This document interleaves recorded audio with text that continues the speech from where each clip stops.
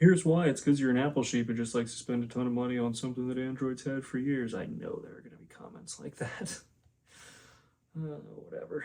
Hey everyone, welcome back to another video. And yes, you read the title. I will be buying the iPhone 15 Pro Max when it comes out. And the video is probably going to be not right at launch like every other big YouTuber because I'm moving right now, which is also why the background of some of my B-roll footage is a little messy. So forgive that. But yes, I'm getting the iPhone 15 Pro Max. And today I want to talk about the features that I kind of glossed over in the last video, which if you haven't seen that, I talked about all the things that happened at the event yesterday right up there. But I want to dive into the things that actually really sold me on this iPhone and why I'm going to be getting this one as opposed to any of the other ones that came out this year. So let's dive in.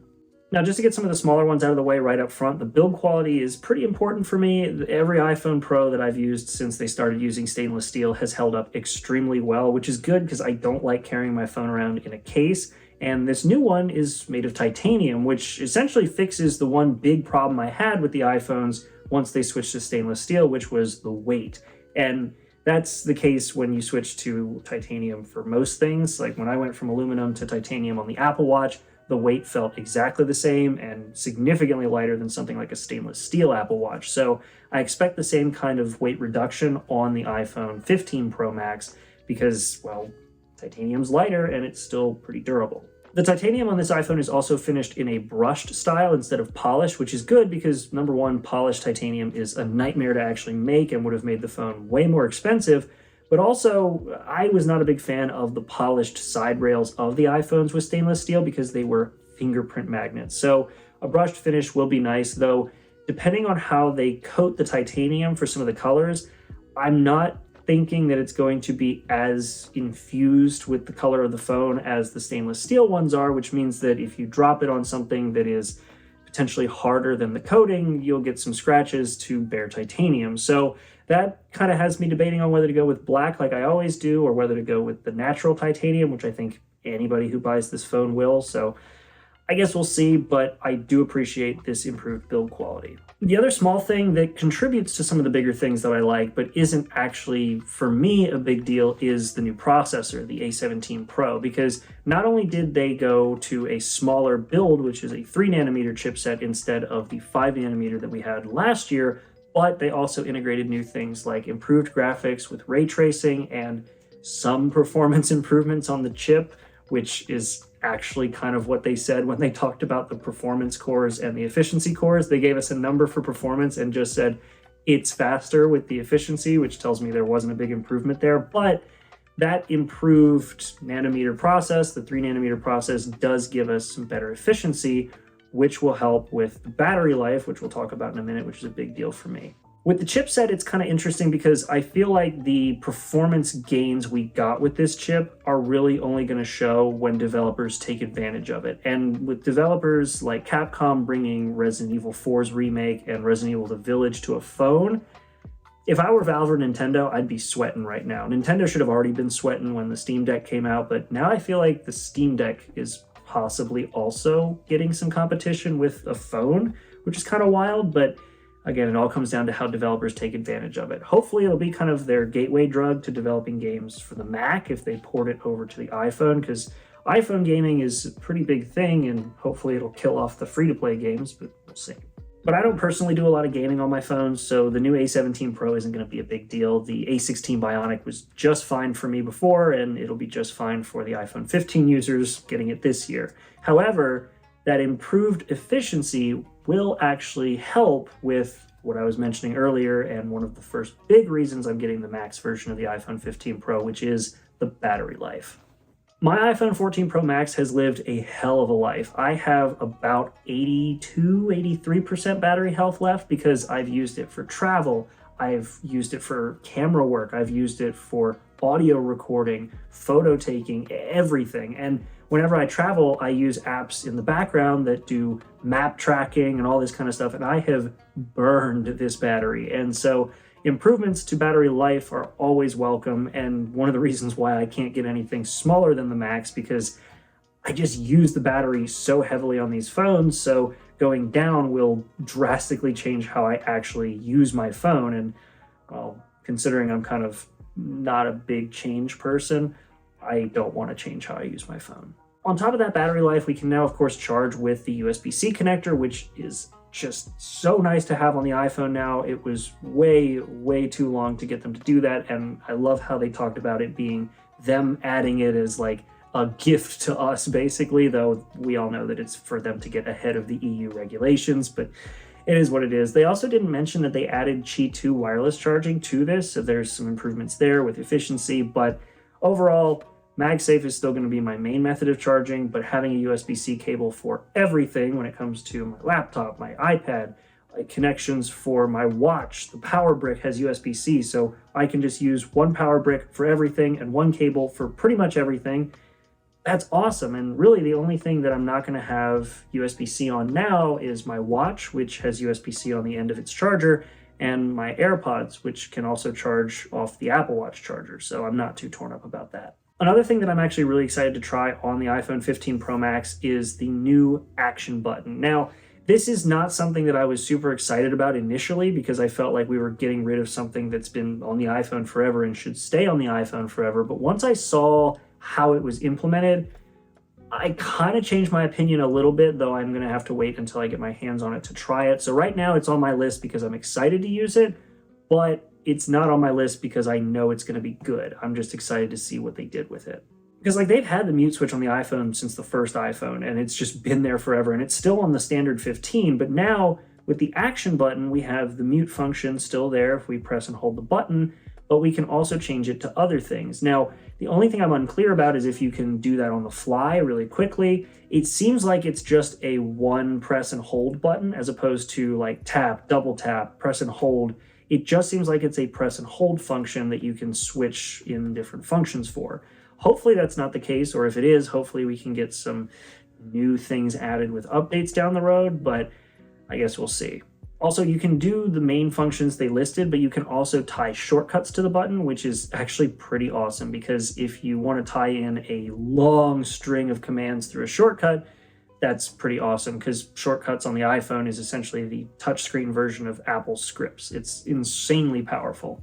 I'm super curious to see what people do with that action button. So like I said, I'm excited about it. I'm not sold on it yet, but I'm really excited to try it out because if it's anything like the action button on my Apple Watch Ultra, I feel like once it's there, I won't want to go to a device that doesn't have it anymore, which is how I feel about the action button on my Apple Watch. But moving on to the last thing with this phone that I am most excited about, and the reason why I'm buying the Max version as opposed to any other version, is probably the obvious one that everybody who knows me or knows my content would guess, which is, of course, the cameras. Because this is the first time that I've looked at a spec sheet for an iPhone, especially in the camera department, and said, I think that this could actually be one of my main cameras. Which takes a lot because my demands for cameras are pretty high, which is why it took me a long time to find a camera that I liked and why it takes a very long time for me to settle into any workflow that just works for me. And to say this could hold up to my workflow is a pretty big deal. I mean, don't get me wrong, this iPhone 14 Pro Max, which you're actually watching me through right now, has done a really, really, really good job at keeping up with my workflow for most of what I ask of it. It does pickup shots for me. I've done photos with it for people who wanted me to show up with a pro camera and were surprised when I got a better shot with my iPhone. I've done full videos like this one with my iPhone. The only things that have really held it back were the processing of the videos when I film them, the storage space, which we'll talk about more in a bit, and the biggest one, the port. This has Lightning. The new iPhone finally has USB-C, and Apple actually lets us take advantage of that USB-C port. But before we get into that, let's just talk about how Apple's pitching the camera, because it's kind of weird. They talk about how you have the macro and then an ultra-wide lens, which is the same lens. It's just the macro lens has a very, very close focal length, but can also be set to a very far focal length. And then we have four options with the main lens, including the 1X at, I believe they set it to 24 millimeter, 28 millimeter, and 35 millimeter. So those are three options with the main lens. I don't know why they decided to make it three different things, but it seems like it's just cropping in on the sensor. And then we have 2X, which they're treating like a 48 millimeter lens, which we had on the 14 Pro and Pro Max, but it was just a 12 megapixel image cropped out of the 48 megapixel sensor. I'm curious how they're going to be treating this, because sure, you can get focal length differences with these different crops, but the thing that isn't really going to change is the way the lens would be distorted, because you're still looking at it through the same lens, even though you're changing the aspect ratio in a way. You're just cropping in. It'll be curious, interesting. I don't know what the word would be for this, but I guess we'll see. Because I mean, when they did the 2X, which was just a cropped in version of the main camera, it looked pretty good, though you do still have some of the lens distortion you'd expect from the lens it's actually looking through. So maybe they correct for it with, I don't know, the machine learning chip they put in. I don't know. We'll see. But the last lens that they have on this, and I keep calling them lenses, but you're basically working with 3 cameras on one phone because it's 3 individual sensors. But either way, the last lens they have on this is now finally a 120 millimeter lens, or a 5x zoom lens. And I can already hear the fandroids yelling about how Samsung and other companies have had these zoom lenses, these telephoto lenses on their cameras forever, and Apple's not doing anything new, but they kind of are, actually. And I'm not just saying that because I'm an Apple sheep. I'm actually saying this because the way they mounted this sensor and camera lens system could potentially mean that this is a better way of getting light to the camera sensor. Here's what I mean. The way that other companies have mounted telephoto lenses in the past has been with a periscope style lens, meaning that it bounces the light in and then comes back, which is why you'll usually see a little square lens where the telephoto is on something like a Galaxy phone, and it bounces the light in and then sends it essentially across this periscope to a sensor that's laid, for all intents and purposes, sideways in the phone. And I believe some of them will mount it flat and it like bounces twice, but most of them it's upright. This is what it looks like. But on this one, it actually has a prism system, and the lens and the sensor are laid parallel with one another, with light bouncing through a prism to the actual sensor, meaning that you get a zoom lens, which is always nice, and it's been a long time coming, but we finally get a zoom lens, but we get a lot more light coming into the sensor. And we also get the benefits of having a sensor that's mounted flush to the body of the phone, like image stabilization, as well as things like autofocus, because it has all that freedom of movement built right into the way it's mounted to the phone. So we'll see if it's actually what they're claiming, if it gives us those improvements that they seem to be really happy about. But from what I can tell, it looks pretty cool. And they also give us this little overlay so we don't get lost with the zoom, which of course is something that Samsung's had, I know, and they're gonna let us zoom into 25x zoom, which I guarantee you with that level of digital zoom, it's just gonna look like watercolor paintings. Just mark my words. It's not gonna be pretty, don't try it. Or if you do try it, don't complain, because I warned you. But even with all those improvements to the lenses of the phone, and as nice as it is to have those lenses in the arsenal, photography for me isn't the key thing I use my phone for, or at least use the cameras on this phone for. I do a ton of video, as you can tell by the video you're watching right now. And so the big thing for me is the new additions to the phone video functionality. Now, when it comes to video on the iPhone, we've already had HDR and SDR ProRes footage. We've already had the ability to record in 1080p or 4K ProRes. We've had cinematic mode in 4K, 24, 30, 60 FPS. But now, with the addition of the new, but not new, USB-C port on the iPhone, we have even more. One of the big things for me was the fact that now you can record at 4K 60 FPS with ProRes footage, and you can record it directly out of the iPhone onto an external drive. That is a huge deal, because when you record ProRes footage, that can be at 30 FPS up to 6 gigabytes per minute of storage. That is an obscene amount of storage. And sure, while the new iPhone starts at 256 and you can go up to a terabyte, that's still a ton of storage to dedicate for just video. And if you did want to do that on the 14 Pro or the 13 Pro or any of the ones that supported ProRes, you would have to copy those massive files off at USB 2 speeds because you had Lightning. Now, if you record it directly onto the phone, you can dump it off as quick as USB 3 can do it, or you can just dump it straight out to an external drive so you can just keep your footage flowing and not have to worry about transferring it out of your phone after every single take. That is so nice. And just going back to photography real quick, the USB-C is also going to be beneficial for photographers because if you have an app that allows you to take a picture and dump it straight from the camera to the program, you can do that now with the iPhone as well. I believe Lightroom allows for that, and I think Photoshop does as well. So you can just take a picture with the USB-C cable connected and it just dumps it straight to the computer. That is super nice.